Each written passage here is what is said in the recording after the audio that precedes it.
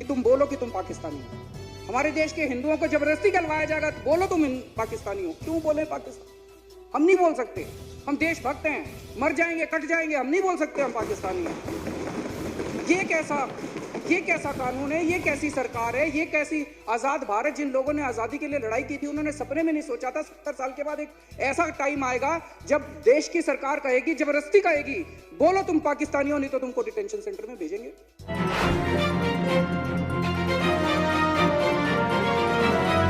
माननीय अध्यक्ष महोदय, आज पूरी दुनिया बहुत बड़ी बीमारी से जूझ रही है, कोरोना वायरस से। कई लाख लोग इससे प्रभावित हो चुके हैं, कई लोगों की मौत हो चुकी है। हमारे देश में अभी उतना नहीं फैला भगवान की दया से, लेकिन हमारे देश के अंदर भी इसको लेके बहुत ज़्यादा चिंता है जनता के मन में।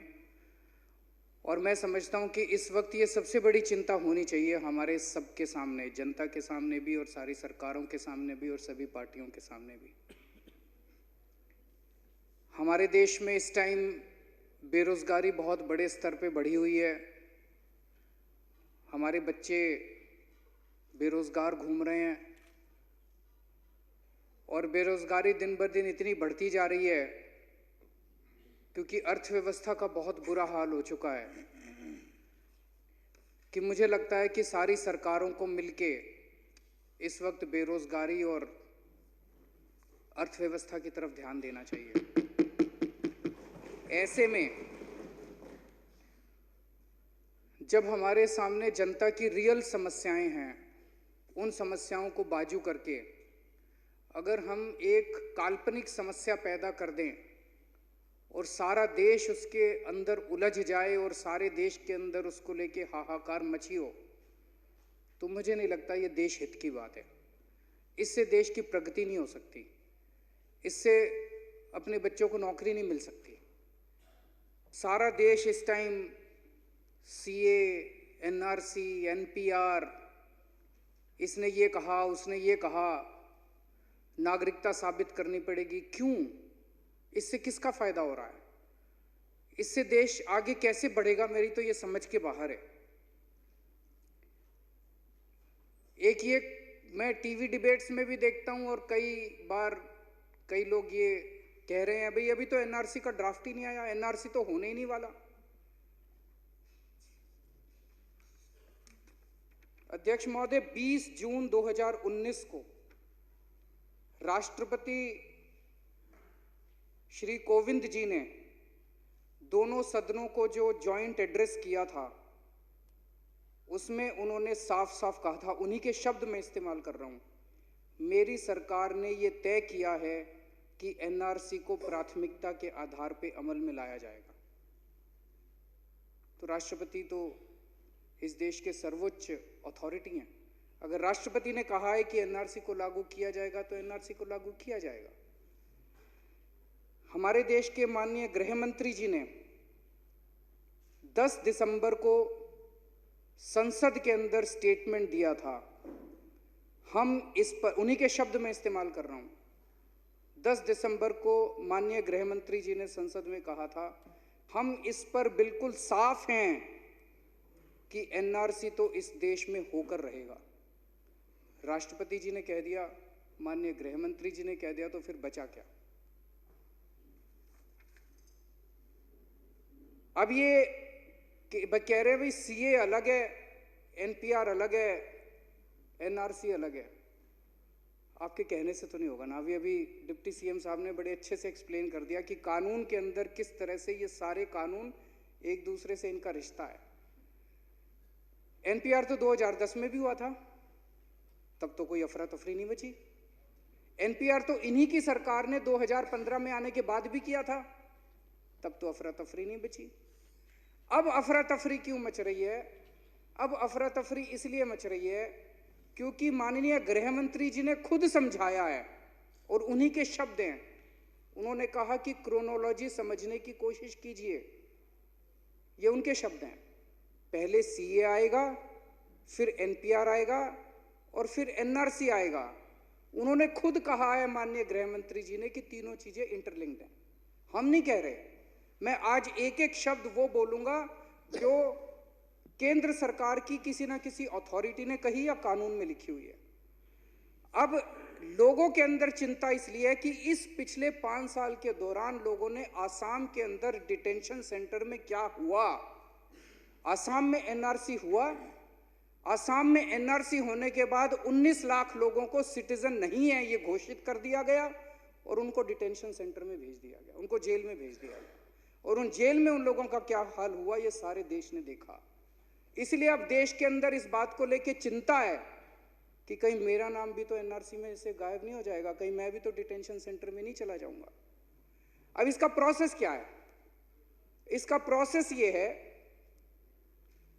कि ये सेंट्रल गवर्नमेंट का कोई ना कोई अफसर आपके घर आएगा, आपको कहा जाएगा, जैसे अभी उप मुख्यमंत्री जी ने कहा कि आप अपनी नागरिकता साबित कीजिए, आप अपने कागज दिखाइए।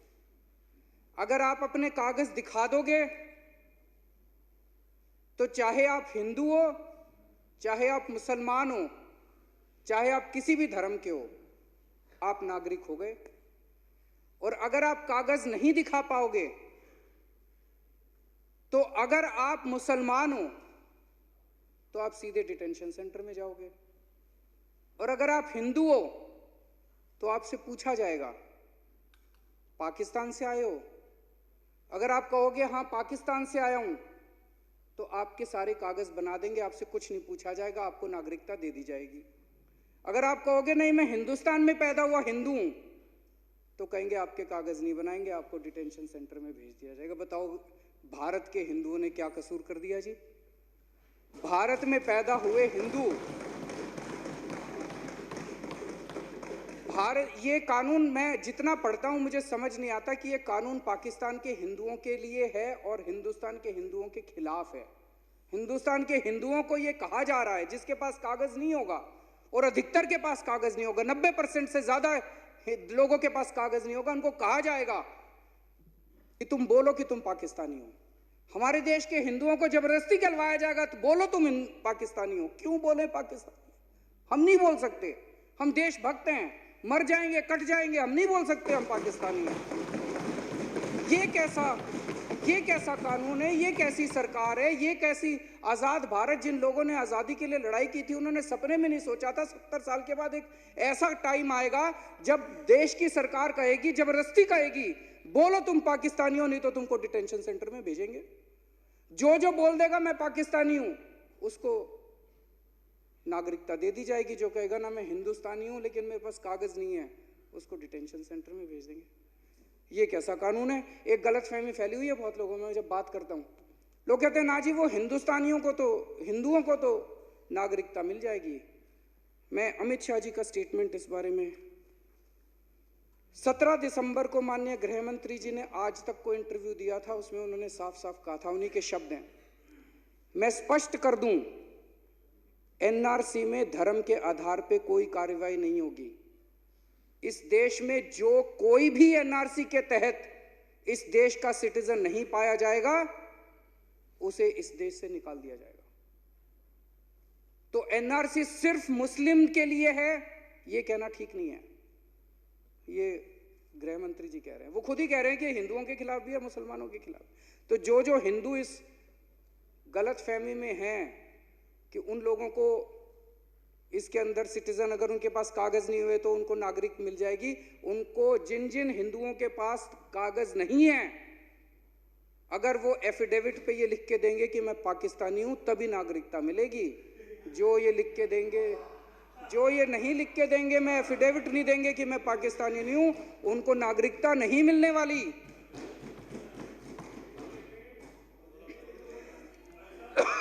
एक मिनट।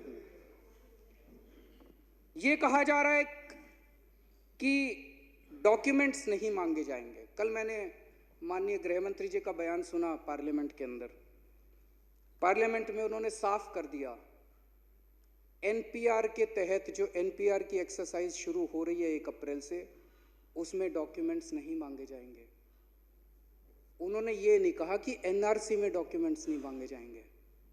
एनपीआर में डॉक्यूमेंट्स नहीं मांगे जाएंगे, एनपीआर में इंफॉर्मेशन कलेक्ट की जाएगी, उस इंफॉर्मेशन के आधार पे बाद में एनआरसी होगा। तो कई लोग ये कह रहे हैं जी एनआरसी का ड्राफ्ट तो आ जाने दो। भाई साहब, जब चिड़िया चुग गई खेत, वो क्या कहावत है, अब पछताए होत क्या जब चिड़िया चुग गई खेत। अगर अभी एनपीआर हो गया तो उसके बाद कुछ नहीं बचेगा, फिर तो एनआरसी होके रहेगा। एनआरसी तो होना ही है, राष्ट्रपति जी ने कह दिया एनआरसी होगा, गृह मंत्री ने कह दिया एनआरसी होगा, एनआरसी तो होगा ही होगा। और एनआरसी कैसा होगा वो इस किताब में लिखा हुआ है, तो अब इसमें कोई दो राय नहीं बची है। तो डॉक्यूमेंट्स तो कल का उनका जो स्टेटमेंट है, उन्होंने कहा है कि एनपीआर में डॉक्यूमेंट्स नहीं मांगे जाएंगे, उन्होंने ये नहीं कहा एनआरसी में डॉक्यूमेंट्स नहीं मांगे। एनआरसी में तो डॉक्यूमेंट्स मांगे जाएंगे, और एनआरसी में कौन से डॉक्यूमेंट्स मांगे जाएंगे, ये भी गृह मंत्री जी का स्टेटमेंट है। 17 दिसंबर को अमित शाह जी ने टाइम्स नाउ को इंटरव्यू दिया था। टाइम्स नाउ की इंटरव्यू करने वाली ने पूछा उनसे, क्या आधार कार्ड माना जाएगा, क्या वोटर कार्ड माना जाएगा। उन्होंने कहा आधार वोटर कार्ड से नागरिकता तय नहीं होती है जी, आधार का अलग पर्पस होता है, ये डॉक्यूमेंट्स नहीं माने जाएंगे। डॉक्यूमेंट्स कौन से माने जाएंगे वो अभी डिप्टी सीएम साहब ने बता दिया, केवल और केवल एक ही डॉक्यूमेंट माना जाएगा, किसी भी सरकारी एजेंसी द्वारा जारी किया गया बर्थ सर्टिफिकेट, जन्म प्रमाण पत्र, किसी भी सरकारी एजेंसी द्वारा। सर, स्कूल वाला स्कूल लिविंग सर्टिफिकेट होता था, वो नहीं चलेगा। म्युनिसिपैलिटी का चलेगा या पंचायत का चलेगा, इसके अलावा कोई नहीं चलेगा। मेरे पास भी नहीं है, मेरे पास भी नहीं है, दिल्ली के मुख्यमंत्री के पास भी जन्म प्रमाण पत्र नहीं है साबित करने के लिए। मैंने आज सवेरे अपनी बीवी से पूछा, मेरी बीवी के पास भी नहीं है, मेरे माँ बाप के पास भी नहीं है। हमारे घर में 6 आदमी हैं, मैं, मेरी धर्मपत्नी, मेरे माता पिता और मेरे दोनों बच्चे। बच्चों के हैं, बच्चे दिल्ली में पैदा हुए थे, अस्पताल में पैदा हुए थे, म्युनिसिपैलिटी का सर्टिफिकेट है उनका। बाकी चारों के पास नहीं है हमारे पास वो सर्टिफिकेट जो ये मांग रहे हैं। तो क्या दिल्ली के मुख्यमंत्री के पूरे परिवार को डिटेंशन सेंटर में भेज दिया जाएगा? मनीष जी के पास नहीं है, अभी इन्होंने बताया। सत्येंद्र जैन के पास है, इनके पास भी नहीं है। गोपाल जी आपके पास है, गौतम जी आपके पास है, इमरान खान है, कैलाश जी, पूरी कैबिनेट के पास नहीं है। पूरी कैबिनेट, क्या पूरी दिल्ली की कैबिनेट डिटेंशन सेंटर में जाएगी? आपसे पूछना चाहता हूं स्पीकर साहब, आपके पास अगर? मेरे पास भी नहीं है। उनके पास ही, वाजपेयी जी के पास है कह रहे हैं। पूरे हमारे इतने विधायक हैं जिसके पास है। एक मिनट, ईमानदारी से, कल मैं राघव से पूछा था, इसके पास है, बता रहा था। जिसके पास है, विपक्ष समेत, जिसके पास सरकार द्वारा जारी किया गया जन्म प्रमाण पत्र है अपनी नागरिकता साबित करने के लिए, जरा हाथ खड़ा कर दो। 1 2 3 4 5 6 7 8 9 10। वो नहीं चलेगा, वो नहीं चल रहा, वो नहीं माना जाएगा, वो नहीं चलेगा, वो नहीं चलेगा भाई साहब। 70 लोगों की विधानसभा में 61 लोगों के पास जन्म प्रमाण पत्र नहीं है साबित करने के लिए कि हम इस देश के नागरिक हैं। केवल 9 लोगों के पास वो जन्म प्रमाण पत्र है। अब मैं इनमें से पूछना चाहता हूं, जब आपके घर में आएंगे, आपसे पूछेंगे, आपके पास कागज नहीं होगा, आप में से कितने लोग एफिडेविट देने को तैयार है कि आप पाकिस्तान से आए हो? अध्यक्ष महोदय, मर जाएंगे, कट जाएंगे, मिट जाएंगे, देश के साथ गद्दारी नहीं करेंगे। ये जो कह रहे हैं कि बोलो पाकिस्तानी हो तभी आपको नागरिकता देंगे, अध्यक्ष महोदय, पूरी जिंदगी डिटेंशन सेंटर में बिता देंगे, देश के साथ गद्दारी नहीं करेंगे किसी भी हालत। और ये केवल मैं नहीं कह रहा, मेरे देश का एक एक नागरिक, हमारे देश का, भारत का एक एक नागरिक कट जाएगा, मर जाएगा, लेकिन भारत के साथ गद्दारी नहीं करेगा कोई भी। और अध्यक्ष महोदय, मैं चैलेंज करता हूं, यूनियन कैबिनेट में पूछ लो कितनों के पास है, पार्लियामेंट वालों से पूछ लो कितनों के पास है।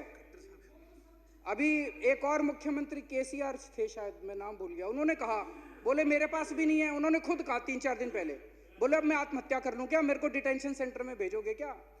देश के अधिकतर मुख्यमंत्रियों के पास भी नहीं मिलने वाला ये वाला बर्थ सर्टिफिकेट। अब ये आसाम में जो एनआरसी हुआ, बहुत ही दर्दनाक हुआ। मैं केवल 4 उदाहरण आपके सामने रखना चाहता हूं ये दिखाने के लिए। एक शख्स हैं दुलाल चंद्र पॉल, बंगाली हिंदू हैं, 65 साल में हैं, 65 साल के हैं। इनको 11 अक्टूबर 2017 को, असम के रहने वाले हैं, मूलतः असम के रहने वाले हैं, इनके पास कागज नहीं थे और कागज ना होते हुए इनको 2 साल पहले डिटेंशन सेंटर में भेज दिया। 11 अक्टूबर 2017 को इनको डिटेंशन सेंटर में भेज दिया। 2 साल में इतनी बुरी हालत हुई इनकी डिटेंशन सेंटर में, अभी 13 अक्टूबर 2019 को इनकी मौत हो गई डिटेंशन सेंटर में। एक है छबिंद्र शर्मा, फ्लाइट लेफ्टिनेंट थे एयरफोर्स में, 38 साल इन्होंने एयरफोर्स में सेवा की देश की। इनका पूरे के पूरे परिवार का लिस्ट से नाम बाहर है।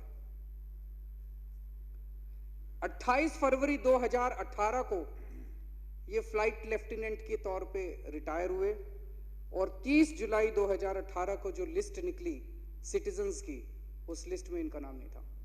इनके पूरे के पूरे परिवार का नाम लिस्ट से गायब था। सनाउल्लाह खान, 32 साल तक इन्होंने आर्मी में काम किया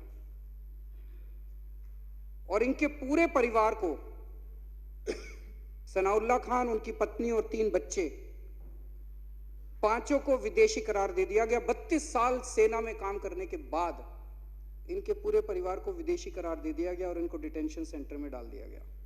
इन्होंने जम्मू कश्मीर में काम किया है, नॉर्थ ईस्ट में काम किया है, काउंटर इंसर्जेंसी ऑपरेशंस में काम किया और रिटायरमेंट के बाद बॉर्डर पुलिस में काम कर रहे थे। बताओ कैसे साबित करें हम इस देश के नागरिक हैं। एक है नरेश कोच।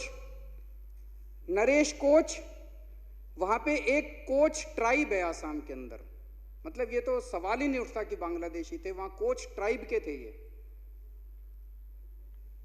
इनका बेटा और इनका भाई, उनको सिटीजन लिस्ट में उनका नाम था, इनका नाम सिटीजन लिस्ट के अंदर नहीं था।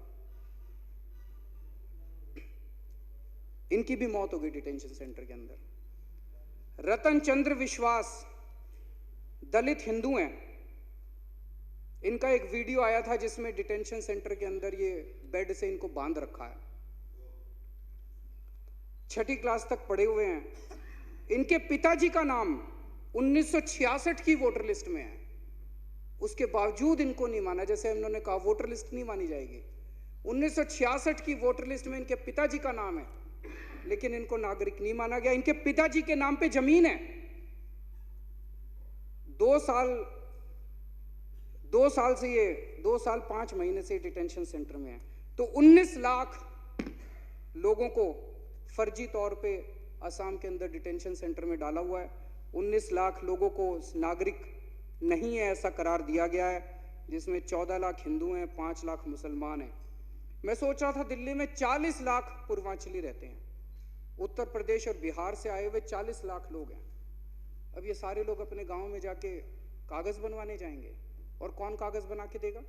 अब मैं अपने गांव में कागज बनवाने जाऊं, कौन?